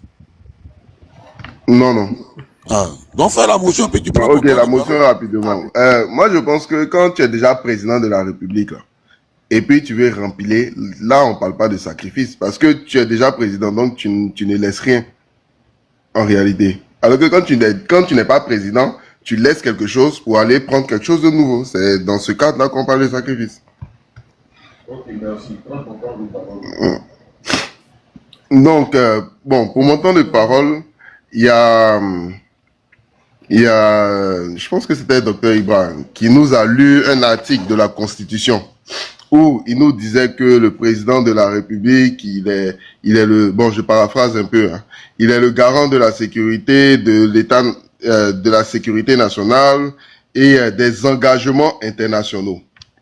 Bon, pour revenir sur la sécurité nationale, là, moi je répète, je dis bien vrai que tu peux être bon à l'intérieur de tes frontières, mais ça dépend aussi des voisins que tu as. Si, comme en 2002, le Ghana était un État qui, de un, avait refusé de livrer les belligérants qui étaient sur son territoire. Et puis de deux, c'est Ibrahim Koulibaly, IB, lui-même qui a dit que les armes sont quittées en Libye pour arriver au Burkina pour venir attaquer la Côte d'Ivoire. Donc si on avait un pays comme l'Angola ou bien l'Afrique du Sud qui apportait les armes au Ghana pour venir soutenir les belligérants qui étaient là-bas, et puis en plus, je pense que la situation sécuritaire n'aurait pas été pareille. Donc, parfois aussi, il faut qu'on remercie nos bons voisinages. Parce que si ton voisin lui-même, c'est un voleur, c'est un braqueur, faut pas t'attendre à ce qu'un jour, on vienne casser ta porte. Et puis, il vient nous dire aussi que il est le garant des engagements internationaux. Mais l'affaire de la Cour africaine des droits de l'homme, là, ça fait partie des engagements internationaux que la Côte d'Ivoire a signés. Mais comment se fait-il que la Côte d'Ivoire envoie même un avocat là-bas pour aller défendre une position, et lorsque le droit il est dit, c'est là que la Côte d'Ivoire reconnaît que, en réalité, ces engagements-là, on ne doit plus en être garant. Pourquoi? Pourquoi est-ce que, concernant la CPI par exemple, j'aurais vu que il y a une loi qui a été votée disant que l'État de Côte d'Ivoire ne va plus extradier l'un de ses concitoyens vers la CPI. Pourtant, c'était un engagement international de la Côte d'Ivoire. Mais pourquoi, dès que la CPI enlève son regard sur le camp Gbagbo et puis pose son regard sur l'autre camp, là, automatiquement, on se rend compte que, au fait, il faut voter une loi pour pouvoir protéger les Ivoiriens. On devient automatiquement souverain et on n'a plus envie d'extrader des Ivoiriens dans d'autres pays. Arrivé à un moment donné, là, faut être cohérent. Faut être cohérent et puis il faut faire très attention aussi. Faut faire très attention aux articles de loi que tu lis. Quand ça ne correspond pas à l'attitude de ton président.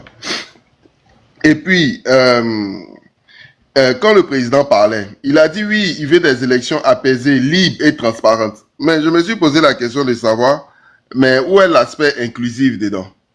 Pourtant, lors d'une interview, on a posé la question au chef d'État, pourquoi est-ce qu'il y a les coups d'État en Afrique? Il dit qu'il a lui-même, il a répondu, il dit c'est pas manque de démocratie, c'est pas exclusion. Et puis quand il était dans l'opposition, il se plaignait du fait qu'on utilise la justice pour pouvoir écarter un certain nombre de candidats. Mais aujourd'hui, à quoi est-ce qu'on assiste? À quoi est-ce qu'on assiste? Bon, je pense que nous tous, on est conscients de la réalité. On sait tous à quoi est-ce qu'on assiste. Après, j'ai posé une question. Vous avez dit que c'est le premier mandat de la Troisième République. Depuis là, je n'ai pas encore eu ma réponse. Parce que j'ai fait les recherches. La Deuxième République a pris fin le 30 octobre 2016. Donc, c'est-à-dire au lendemain, au 31 octobre, on était déjà dans la Troisième République. Mais de octobre 2016 à octobre 2020, pendant ces 4 ans-là, on était dans quelle république et puis c'était quel mandat de quelle république était en cours. Parce qu'une république ne peut pas être abolie et puis c'est son mandat qui est en cours. Sachant que le professeur Cissé est venu nous dire la main sur le cœur qu'en vertu de l'article 183 qui nous dit que les effets de la Constitution en vigueur, les effets de... Je sais pas, il a utilisé un truc comme ça là. En tout cas, des effets... Reste applicable ce qu'il a dit. Voilà, reste applicable. Ouais, merci. Mais c'est parce que c'est resté applicable qu'on n'a pas mis fin au mandat du président de la République en 2016 pour dire que bon, on est dans une nouvelle république, on doit recommencer les élections en 2016. C'est parce que les effets, ça reste applicable et de façon continue qu'il a continué son mandat jusqu'en 2020. Mais par quelle achimie maintenant, on vient nous dire en 2020 au final que c'est maintenant que la Troisième République commence. Voilà pourquoi le président Tidjane Thiam dit il ne faut pas prendre les Ivoiriens pour des idiots. Bon, moi, j'ai une motion, mais moi, je voulais te poser quand même une question. Hein. J'ai dit, si tu es au Conseil constitutionnel, toi, tu es membre du Conseil constitutionnel, et que le président Ouattara vient déposer ces dossiers-là, sur quel motif tu as rejeté ces dossiers? Moi, je tiens à ma vie. Hein. Non, j'ai dit, je te donne ma question est, j'ai dit, si tu es au Conseil constitutionnel, tu es membre du Conseil constitutionnel, et que le président Ouattara vient déposer ses dossiers pour être candidat, sur quel motif tu vas rejeter sa candidature, tout en sachant que il y a 5 ans en avant, là, tu avais déjà accepté sa candidature? Mais bon, si je suis au Conseil constitutionnel, donc tu parles de moi personnellement. Donc ça veut dire qu'il y a 5 ans en avant, c'était pas moi qui avais accepté. Donc moi, JP, aujourd'hui président du Conseil constitutionnel, je vais prendre les mêmes arguments qu'ils ont utilisés pour pouvoir faire la campagne pour qu'on accepte la nouvelle constitution en 2016. Ce que M. Sansan Kambile nous a dit là, où il est allé devant les députés, ce que M. Sissé Bakongo nous a dit, parce que ce que même Ouraga Ogou a eu à dire, ou même on a posé la question, même M. Ouattara a dit que non, que la nouvelle constitution ne venait pas lui donner un nouveau mandat. Ok, merci. Voilà. Merci. Il y a Ibra. Docteur Ibra, tu vas pas prendre une motion à chaque prise de parole, hein? En Kaza, j'avais une motion bien avant, j'ai écrit une motion. Si c'est refusé, Kaza, ne t'inquiète pas. Kaza, ne t'inquiète pas. Si c'est refusé, je ferme mon micro et j'attends mon tour de parole. Je vais pas te refuser. Je vais pas te refuser. Arli d'abord, vas-y. Boulogne, toi aussi ton nom, le nouveau nom là. Boulogne, vas-y. C'est un nom juif, c'est un nom juif. Non, en fait, je vais préciser quelque chose par rapport à ce que JP a dit là. JP, oui, effectivement, en fait, je pense que c'est lors d'une visite à l'Élysée, en 2013, si je ne me trompe pas, que Ouattara, je me rappelle, mais j'ai une image en tête, mais où il a dit que... Ouattara, le président Ouattara, D'accord. Sa magnificence, son excellence, sa majesté, le président Hassan Ouattara a dit à Paris que il n'enverrait plus d'Ivoiriens à la CPI,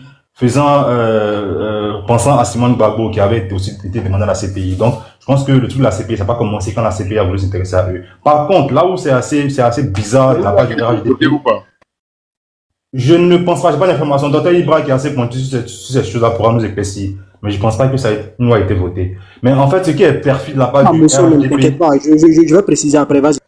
D'accord. Par contre, ce qui est perfide dans le truc du RHDP... Qui a mis son temps là? C'est pas son temps de parole, qui lui a mis le temps là?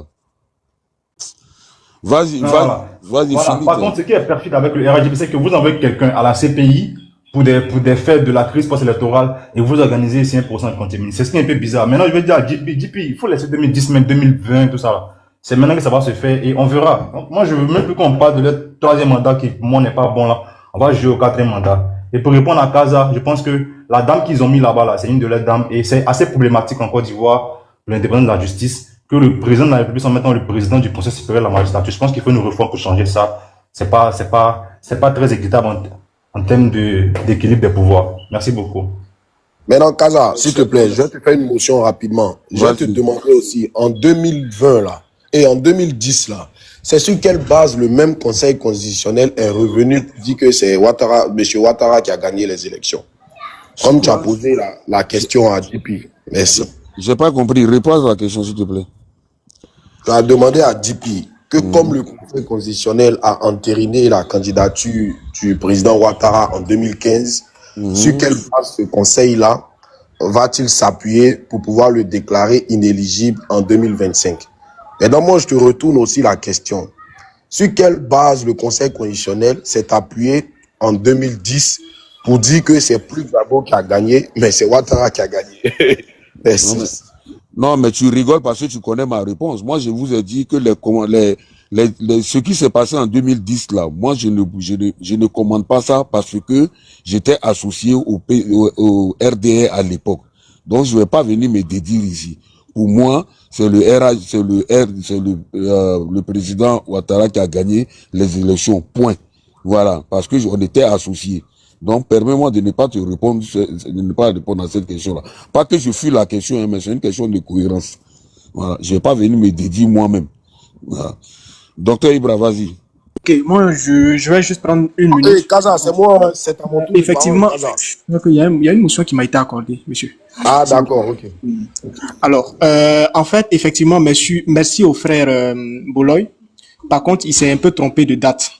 Effectivement, à la sortie d'un entretien avec le président français en 2016, précisément en février 2016, le président Alassane Ouattara a dit qu'il n'enverrait plus d'Ivoiriens à la Cour pénale internationale parce qu'on avait désormais une justice à même de juger les Ivoiriens dans leur pays. Et donc, vous vous souvenez qu'à l'époque, le président Laurent Gbagbo a été envoyé à la haie parce que simplement, on avait estimé que notre justice n'était pas à même de le juger. Voilà. Donc, effectivement, le président Alassane Ouattara, donc je vais dire à M. JP que ce qu'il a dit, c'est une contre-vérité. Il n'y a aucune décision qui dit que, qui stipule clairement, expressis verbis, qu'aucun Ivoirien ne doit être envoyé à la CPI. C'est juste le président Alassane Ouattara qui l'a dit au sorti d'une visite à l'Élysée en février 2016. Les images sont là. Pour revenir sur cette histoire de constitution, et je termine par là, moi, je ne fais même pas de débat là-dessus. Ça, c'est mon credo. Parce que pour moi, le juge constitutionnel a décidé en 2020 et la décision existe. Je peux vous donner des références. Vous allez partir lire pourquoi la candidature du président est juridique. Donc, tout est là. Moi, je ne fais même pas de débat de 2020. Voilà, merci. Joa,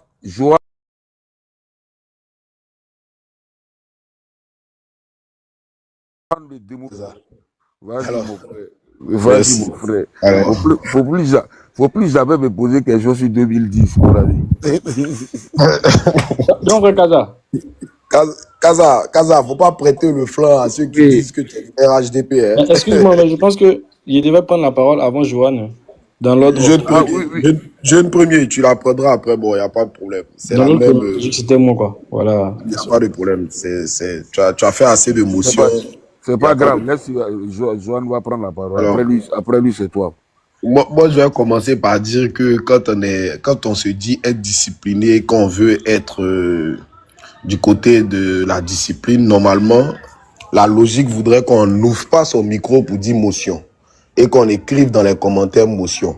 Vous ouvrez votre micro, vous dites motion, on vous recadre et vous dites non, on n'est pas le modérateur. Franchement, c'est toute l'incohérence et l'imposture du RHDP lorsqu'on sait qu'il n'y a aucune règle que vous respectez.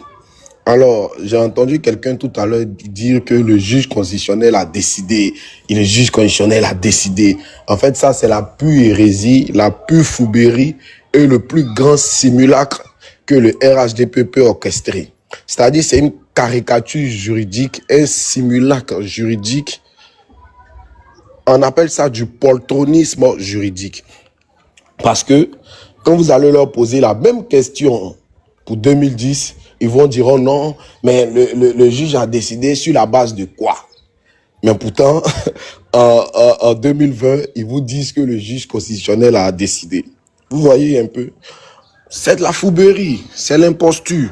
Alors, moi, je reviens pour dire que c'est tellement l'imposture que si vous vous rappelez, en 95, déjà, le problème de l'ivoirité a été soulevé. Et c'est sous la présidence du président Feu Henri Konan Bédié. C'est sous la présidence de Feu Henri Konan Bédié que M. Ouattara s'est retrouvé en exil avec un mandat d'arrêt international. C'est sous la présidence du président Bédié qu'on a parlé ici d'exclusion et d'ivoirité. Mais ça n'a pas empêché ce même RHDP ou du moins ce même RDL à signer un accord avec ceux qui pourtant avant disaient qu'on les avait exclus. Vous voyez un peu? C'est l'incohérence. C'est de la démagogie politique que ces gens-là nous font depuis des années au sein de notre pays. Parce qu'en réalité, ils se basent sur des questions nobles pour pouvoir avoir de l'électorat. Mais comme je le dis souvent, les gens ont compris et les gens du Nord ont commencé à comprendre que cette politique basée sur l'exclusionnisme qui a relevé un peu l'électorat du RHDP ne pourra plus fonctionner en 2025. Parce que, comme d'aucuns l'ont dit tout à l'heure, Sur quelle base le président Alassane Ouattara va venir dire aujourd'hui que non, j'aime me présenter? Est-ce encore un sacrifice? Je pense que peut-être qu'au restaurant, les gens sont en train de trouver les voies et moyens pour pouvoir légitimer quelque chose encore qui est manifestement illégal. Alors, moi, je pose aussi la question toujours de savoir, et la question de JP, elle était très pertinente. Voilà, c'est le manque de réponse et le manque d'analyse juridique et politique de la situation qui fait fuir ces gens du RDR-là et ils ne veulent pas répondre. Parce qu'en réalité, Kaza, si je te demande 1 plus 1, ça fait combien? Tu me diras que ça fait 2. Si je demande à Bologne, 2 plus 1, ça fait combien? Il me dira que ça fait 3. Si je vous demande encore 2 plus 2, ça fait combien? Vous me direz que ça fait 4. Il n'y a que le RHDP qui a tellement... Joanne. Vraiment, je vous demande pardon. Je vous demande pardon. L'heure est arrivée pour moi de partir, en fait. Ma mère est venue de la Mecque. Donc, je vais la chercher. Voilà. Donc, je vais vous laisser faire un petit tour de parole, mais vraiment, Adja là, je Mousso, vais partir. félicitations à notre nouvelle Adja. Mais, monsieur Daouda, j'ai vu la carte du RHDP là. Vous êtes RHDP? C'est ça que tu lis très mal, mon frère. Mais, Je pense que si tu lisais tout dans le moindre détail, tu allais voir quelque chose. ah d'accord, ok. Y a pas de... Donc, qu'est-ce que tu viens de voir? Donc, il faut répéter pour que les gens puissent entendre qu'est-ce que tu as vu. Non, tu fais partie des éléments de la presse hein, pour le congrès, pour le 2e congrès du RHDP. Voilà, c'est un badge presse. C'est bien vu, D'accord. Merci beaucoup. Ok. Mais monsieur Daouda, vous pourriez quand même me laisser shooter puisque... Oui, vas-y. Voilà. Non, tu vas chuter. Je suis en train de juste prévenir pour dire que c'est le dernier tour, quoi. Faut pas que, si tout le monde finit de parler du dernier tour, là, c'est fini, quoi. C'est ce que je voulais dire. Ça m'arrange même. On va faire dernier tour là. D'accord. Alors, donc, je reprenais mon argumentaire pour dire, même monsieur Daouda actuellement qui va rejoindre sa mère, si vous lui demandez 2 plus 2, ça fait combien, il vous dira 4. Donc, il n'y a que des savants qui sont au RHDP qui vont venir nous expliquer ici que malgré les taux d'alphabétisation qui a évolué sous leur gouvernance, comme il le dit tout le temps, monsieur Daouda, votre micro est ouvert. Hein? Monsieur Daouda, Pardon, voilà. Ils vous diront ici que non, 2 plus 1, ça fait 2. 2 plus 2, ça fait 2. Vous voyez un peu, c'est l'incohérence. Je vous dis tout le temps, les gens là sont incohérents. Ils n'ont pas de position franche. Et ils n'ont pas de position tranchée. La preuve en est que les gars parlent du nom, le président Ouattara a des cartes en main. Mais en réalité, il n'a aucune carte en main. Il fait un peu comme les gens qui sont sur les panels, qui attendent ce que l'opposition va dire, et puis ils s'arc-boutent dessus pour pouvoir maintenant faire leur argumentaire ou développer leur opinion. Parce qu'en réalité, ils n'ont rien dans la culotte, ils n'ont rien à dire. Ils savent que ils sont dans l'illégalité totale, aussi bien au sein de leur parti, qu'aussi bien au sein de l'institution suprême qui est l'État de Côte d'Ivoire. Alors, moi je vais m'arrêter par là pour dire que le congrès, on a assisté au congrès, bien évidemment, il y a eu la foule, c'était bondé de foule, mais je reprends encore mon argumentaire, Bologne.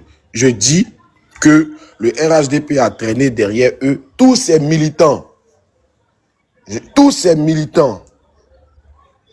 C'est-à-dire que les mêmes militants que vous avez vus à Bimpe là, ce sont les mêmes là qui se déplacent dans chaque zone pour pouvoir remplir les petits espaces, les petits coins. Voilà ce que je dis. Je n'ai pas dit que des autres ne se préparent pas pour pouvoir mobiliser leurs militants. Ça se fait partout, mais j'explique que, spécialement pour le RHDP, vous verrez que ce sont ces mêmes gens-là qui se promènent partout sur l'étendue du territoire national. Et même si vous dites que vous avez un meeting à Bouaké, ces mêmes gens-là vont aller remplir en faisant croire qu'ils sont nombreux, alors que ce sont les mêmes qui se promènent, contrairement à l'opposition. C'est ce que je dis, qui mobilise partout et qui n'a pas besoin de pain, de sardines et de 2000 francs pour mettre là-dessus. Alors, nous, on est juste là, on attend 2025 pour voir vraiment ce que pèse le RHDP, Parce que dans la balance aujourd'hui, on trouve que ce parti-là est en agonie. Ce parti-là cherche à lui-même se plaire, à se caresser le visage, parce qu'il sait qu'il est vomi par la société civile et par toutes les forces vives de la nation, y compris celles de l'opposition. Alors je m'arrête là pour dire que le RHDP est voué à lui-même aujourd'hui et est rentré en son sein, dans son RDR primitif, ce qui fait qu'aujourd'hui, ils ont renoué avec les vieux démons, de l'agressivité, voilà, de la foubérie, etc. Merci beaucoup et bon panel hein, à vous. Ouais, merci. Mais tu sais, pour info, J'ai mis un commentaire en bas, hein, je sais pas si tu as vu, j'ai mis un commentaire, parce que souvent on voit pas les commentaires. tu as mis quoi? Tu as mis quoi? Je voulais poser rapidement une question au frère qui vient de parler rapidement, puisque moi je descends. Daouda, s'il permet, hein, parce que c'est pas obligé, c'est rapidement une question, c'est oui ou c'est non. En fait, le frère... Attends, je vais lui donner l'information et puis tu vas poser ta question. Bon, tu sais, Joanne, bon, je t'informe hein, qu'ils ont même eu à payer des billets d'avion des gens de la diaspora pour aller participer au congrès. Hein. Bon, j'espère qu'une fois que non, c'est un mensonge, c'est un mensonge. C'est un mensonge. Ferme ton micro. C'est un mensonge. Arrête, ferme ton micro. Ferme ton micro. C'est un mensonge. Non, tu vas pas parler au nom du parti. Tu as les preuves. On va te mettre en grand. Parle au nom du parti. C'est pas vrai. C'est pas parce que vrai. toi, tu n'as pas eu. Non. Ce n'est pas vrai. Sisben, j'aime pas trop ça. Tu as compris? Kaza, c'est le RDR actuellement. Hein. Ce n'est pas vrai. Kaza, je ne vais pas te permettre. Ce n'est pas vrai. J'ai dit, je peux te donner, il y a eu 20 billets d'avion achetés pour aller au congrès. Mais on va te mettre en grand. Je dis, ce n'est pas vrai. Comment ça? Tu te permets de donner des divulguer de fausses informations et puis tu dis, ferme ton micro. J'ai dit, ferme ton micro, c'est pas ton problème. Écoute-moi, tu peux parler du PDCI. Voilà, tu peux parler des partis de l'opposition, mais parler du RHDP, ce n'est pas vrai. Je dis, ce n'est pas vrai. C'est pas vrai. Tu as fini? Tu as fini? J'ai dit, Joanne, je te donne l'information. Ils ont payé 20 billets d'avion pour un... S'il te plaît. Tu dois parler au nom du parti. Ils n'ont pas payé de billets d'avion. Je t'ai dit que je parle au nom du parti. Attends, il a dit, mais Sisben, s'il te plaît. S'il vous plaît. Il donne la source. Je te donne rien source ici. Voilà. Je donne mon information. S'il vous plaît. Sisben, Kaza, il a dit qu'il y a eu 20 billets d'avion qui ont été payés et tout.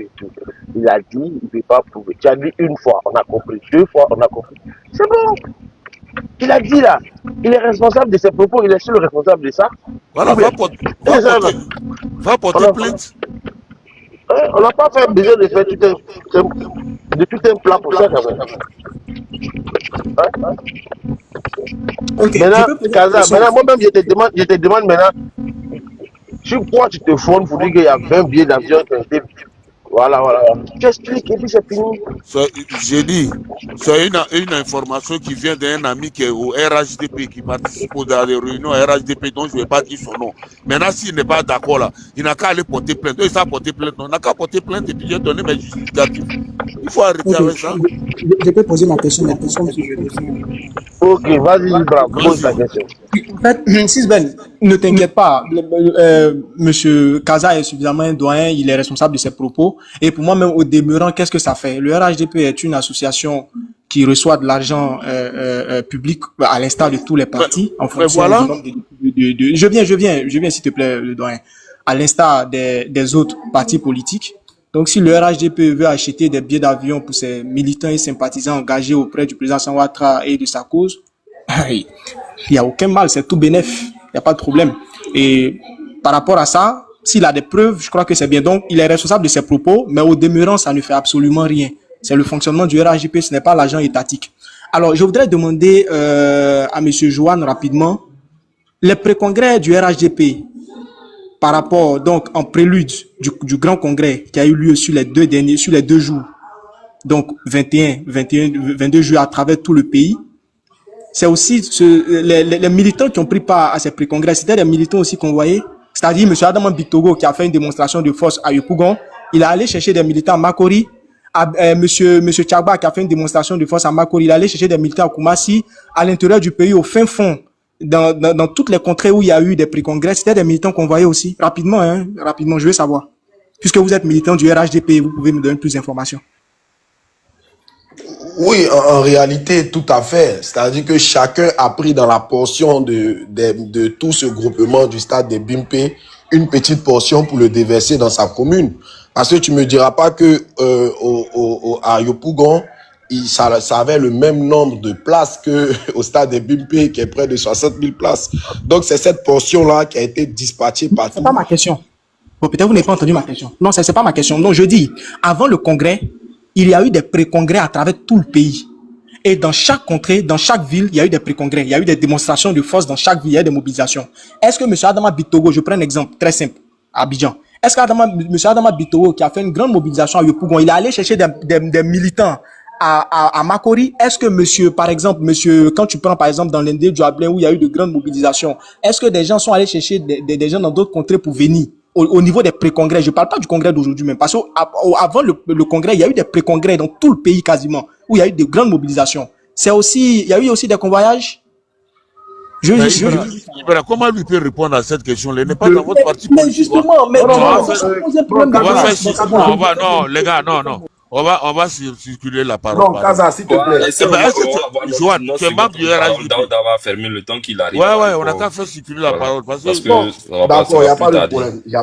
Merci à toi. Donc, j'ai fini de donner mon information. Il y a eu 20 billets d'avion qui ont été payés pour aller assister au congrès. Il y aura 20 autres billets d'avion pour l'investiture si jamais le président Ouattara gagne les élections. Voilà. Maintenant, celui qui dit qu'il n'est pas d'accord, que c'est pas vrai, là, il n'a qu'à aller à vous avez des trucs CNT ou bien quoi, là. Allez-y, portez plainte là-bas, vous m'amenez la plainte. Voilà. Et puis, pourquoi vous rougissez? Est-ce que c'est des critiques? Vous voyez critique en tout. Vous êtes un parti politique constitué, vous avez l'argent. Si vous pouvez payer des billets d'avion pour vos militants pour aller à vos congrès, est-ce que ça, il y a une honte à ça? Mais quand vous voyez le mal partout, vous voyez la critique partout, vous pleurez partout. Mais Kaza, la CAN même l'a dit, on l'a vu sur le panel de Sissi où il voit des Je vous comprends pas. On était en discussion, il a dit. Il dit il y a 20 billets qui ont été achetés avant et 20 billets après, il l'a dit. Moi, j'ai discuté avec quelqu'un de RHDP qui m'a dit non, finalement, c'est pas 20 billets. Moi, je vous dis au revoir. Voilà, je vais vous dire. Ok.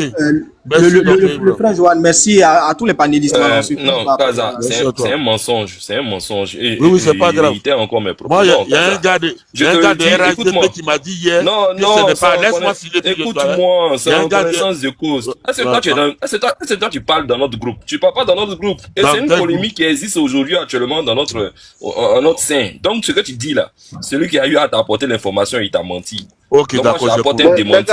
Il n'y a pas eu de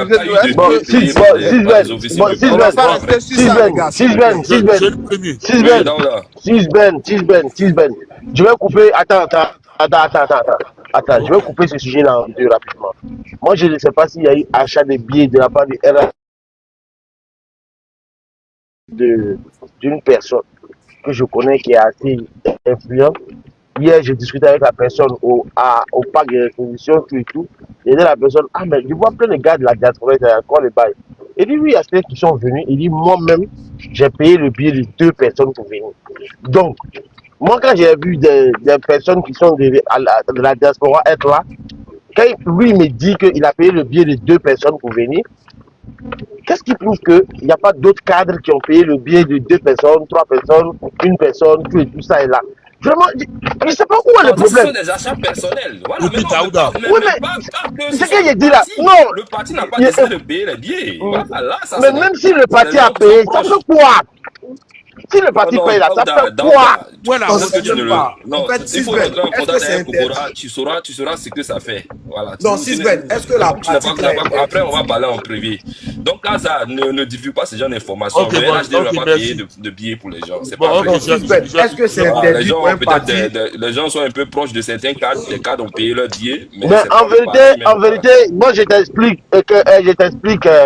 je vais t'expliquer, Kaza, pour que tu comprennes la politique là qui a été. Oui. Est-ce que c'est interdit pour un parti politique de payer des billets pour ses militants? Mais c'est pas interdit, frère. Sur Gbagbo Lora, il y a eu des achats de billets, tout et tout, des trucs qui ont été faits, c'est pas un problème. C'est un parti qui est structuré, qui est financé. Non, mais c'est pas un problème. Mais je vais vous expliquer le problème. Je viens. Je Attends, vais vous excuse-moi. expliquer, calmez-vous. Le Je vais véritable je vais vous problème. expliquer. Kaza, attends, je t'explique. Tu vas pas laisser ce Point, débat là, sincèrement, le ce n'est point. Mais pas, c'est toi qui es en je train veux de pas que tu pinailler rentres. dessus. Non, mais Mais c'est toi qui Kaza pinaille apporte dessus. l'information, comme il veut informer les gens de l'opposition, ce n'est pas vrai. Voilà pourquoi il dit que ce n'est pas avéré, donc il n'a pas apporté l'information. Maintenant, si toi tu rentres Mais tu sais là-dedans, ça que. va pas être Mais non, intéressant. mais le problème, en fait, c'est que, Sylvain, ton problème, moi aussi, il y a ça, je t'explique de façon simple pour que tu comprennes. Kaza donne une info. Tu penses que quand je suis assis avec Kaza, Boloy, comment on appelle ça, Johan, ou bien JP, il y a des mouvements, ils envoient, il y a des trucs qu'ils envoient là. Je sais que peut-être c'est du lourd, ou bien je sais que ça peut porter à polémique. Je ne m'attarde pas dessus, je ne réponds pas. Mais quand dès l'instant que tu vas répondre là, tu vas créer quelque chose. Mais toi, tu dis, le gars, il a parlé une fois, tu es venu dessus. Il a parlé encore, tu es venu dessus. Ça coince, ça coince, ça coince. Frère, si les gens doivent payer bien de ces cyber militants pour venir et qu'il y en a qui sont frustrés là, c'est leur problème. Nous, on n'a rien à foutre de ça. Vraiment, on n'a rien à foutre. Mais c'est Si pas si Daouda, normalement là, franchement, c'est parce qu'ils ont des choses à cacher qu'ils se plaignent de ça. Attends, ça fait quoi? Moi-même, je suis là, PDC paie bien pour moi là, j'ai pris un pion et puis il m'en va avec. C'est quoi le problème? Il n'y a pas de problème dessus. En tout cas, c'est tellement simple. C'est tellement simple. Mais quand on veut tout justifier, tout défendre, on défend l'indéfendable. C'est ça. Sinon, moi, je sais que moi, je connais quelqu'un. Il a vu la personne hier. Il dit, j'ai payé bien de 2 personnes pour venir. Or, le nombre de cyber-militaires que je vois qui sont à l'étranger, qui sont à l'étranger, de la diaspora que j'ai vu au parc des expositions hier, là, ils sont beaucoup.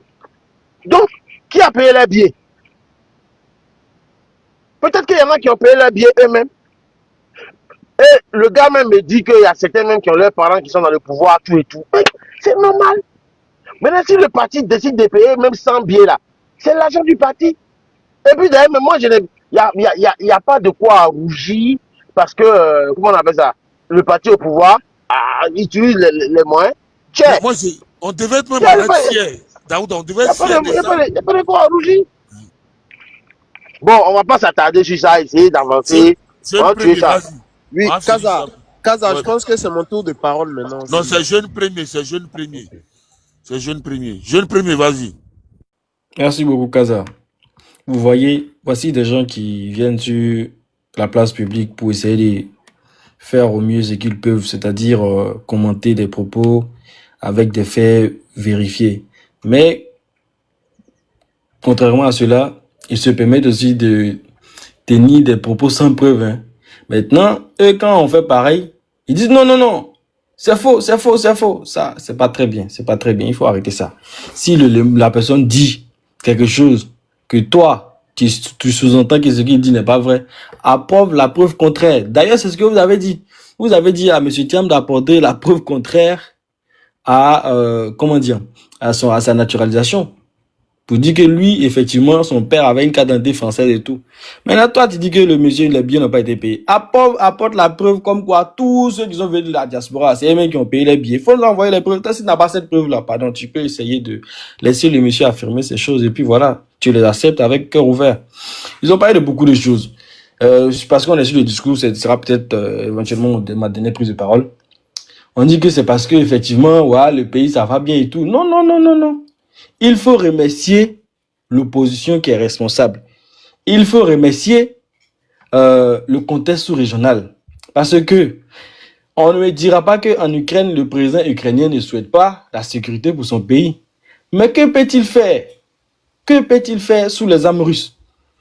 Le guide iranien aujourd'hui, que peut-il faire face à l'attaque d'Israël? Que peut-il faire face à l'aide américaine? Pensez-vous que si la Côte d'Ivoire était à la place de ces pays-là, seriez-vous aujourd'hui en mesure de dire qu'effectivement, voilà la sécurité des trucs? C'est parce qu'on n'a pas une confrontation, on n'a pas une crise d'ampleur que vous pensez que la sécurité est maîtrisée. Mais il n'y a pas de sécurité. Effectivement, il n'y a pas de sécurité. Pourquoi je dis qu'il n'y a pas de sécurité? Les faits sont là. Et après, quand je vais parler de la manipulation, voici, pas plus tard que, je crois, il y a peut-être quelques mois de cela, je ne sais plus le nombre de mois, mais à Djamé, village, lorsque les gens étaient en train de déguerpir de façon anarchique les populations, mais il y a eu des gens en civil qui ne faisaient pas partie de nos forces de sécurité, mais qui avaient des armes. Des armes. Dans quel pays qui est en sécurité, et puis tu vois des civils, je dirais même des badauds, qui ont des armes et qui circulent dans la ville, qui tissent les gens. Il y a eu des morts. On a tous vu la vidéo. Vous pensez que ce pays-là est en sécurité? Ah, donc vous voyez, sécurité, c'est lorsque, effectivement, ceux qui sont en face restent passifs, ils ne font pas des attaques, ils ne montent pas une rébellion. C'est ça, vous pensez, la sécurité? C'est lorsque les pays aux alentours de nous restent vraiment zen, ils n'essaient pas de monter des coups contre nous. Mais non, comme JP l'a dit, au Ghana, il y avait des gens qui étaient là-bas, mais le Ghana était prêt à extradier les gens et beaucoup de personnes ont été extradiées. Mais est-ce qu'aujourd'hui, ceux qui sont taxés par le gouvernement du Burkina, est-ce que ceux-là ont été extradés au Burkina? Mais la Côte d'Ivoire les garde. Toujours, il y a des attaques qui sont perpétuées là-bas. Pensez-vous que ces personnes-là ne veulent pas la sécurité? Mais si derrière, on complote derrière toi, on met des plans d'attaque en place, mais tu ne peux pas. Encore une chose de son contraire. On est contre la rébellion. Et puis derrière, dernièrement, le président de la République, il a reçu Mamadou Doumbia, qui est venu au pouvoir par quel moyen? Par la rébellion. Quel message souhaitons-nous faire passer quand on se dit que vraiment on est démocrate et qu'on est attaché aux valeurs fondamentales concernant la cession donc au pouvoir? C'est pour ça que j'ai dit à ce monsieur Sisben là de me dire le mécanisme par lequel le président du parti est élu. Mais il n'a pas été capable. Parce que, comme à leur habitude, ils sont toujours opposés aux lois. Ils sont toujours opposés aux lois.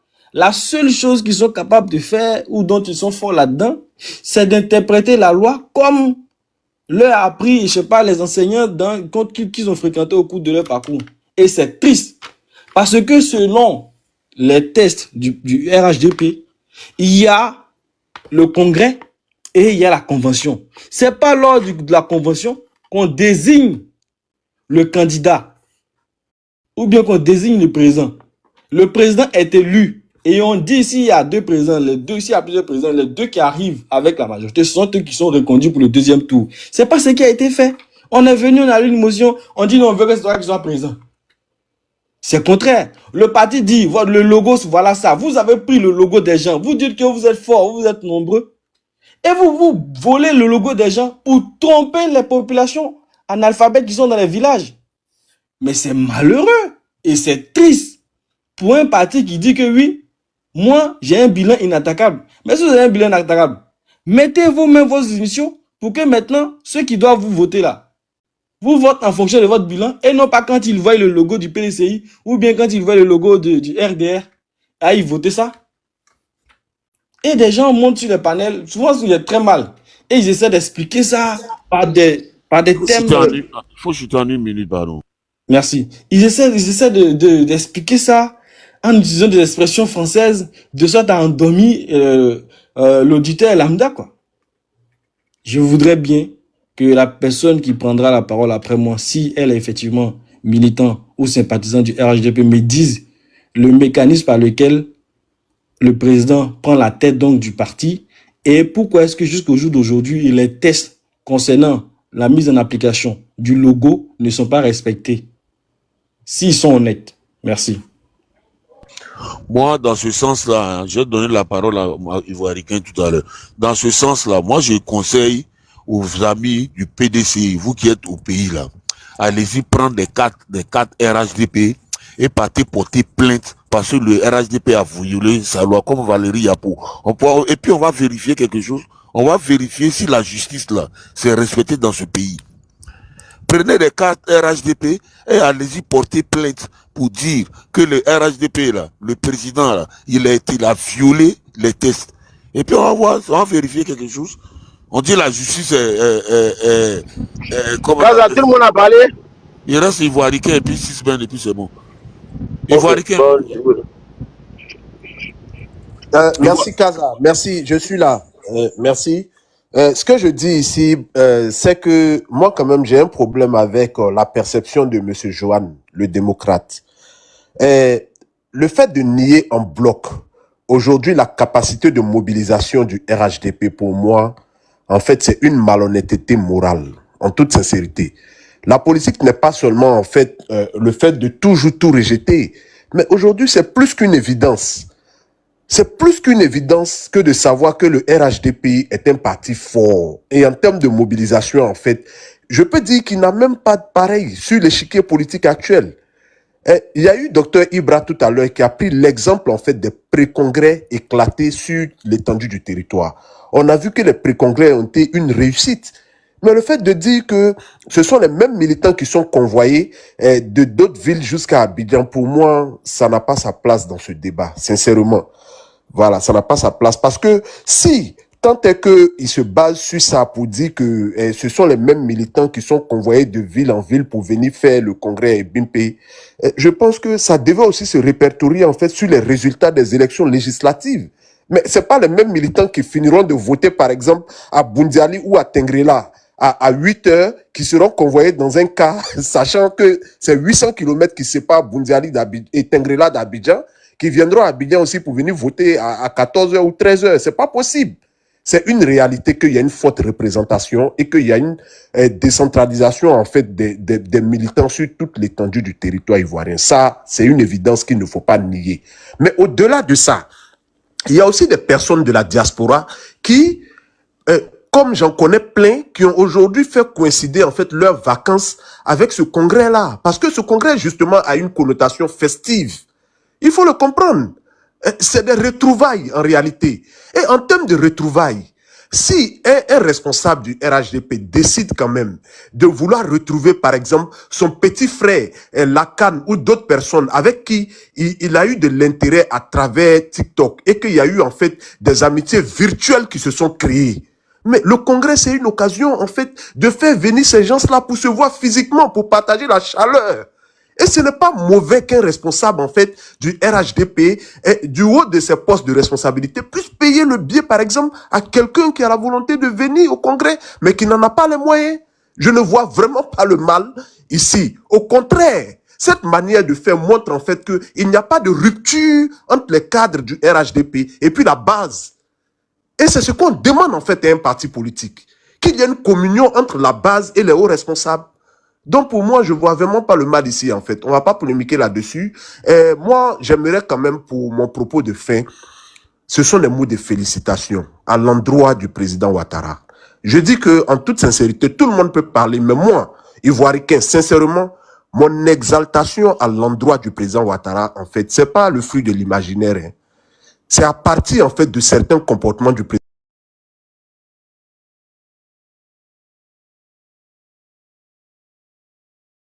positif en fait qu'il pérennise chaque jour. Vous voyez, lors de ce discours-là, le président Ouattara a montré une marque de reconnaissance. Mais une marque de reconnaissance à l'endroit de qui? Des disparus qui ont été aux premières heures du RHDP. Il a cité le président Henri Konan Bédié, il a cité les ministres Ahmed Bakayoko et tous les autres disparus. Ça, les bonnes personnes, là, la mémoire des bonnes personnes, moi je dis que c'est la reconnaissance. En réalité, au-delà même de la reconnaissance, il y a eu aussi de l'humilité. C'est vrai qu'on a le parti au pouvoir aujourd'hui. On a un congrès du parti au pouvoir. Ne me demandez pas d'aller au-delà de mes prérogatives. Je viens ici pour dire que je suis le président du parti RHDP. Je ne vais pas au-delà. Il y a d'autres Ivoiriens qui sont là, dont je suis le président.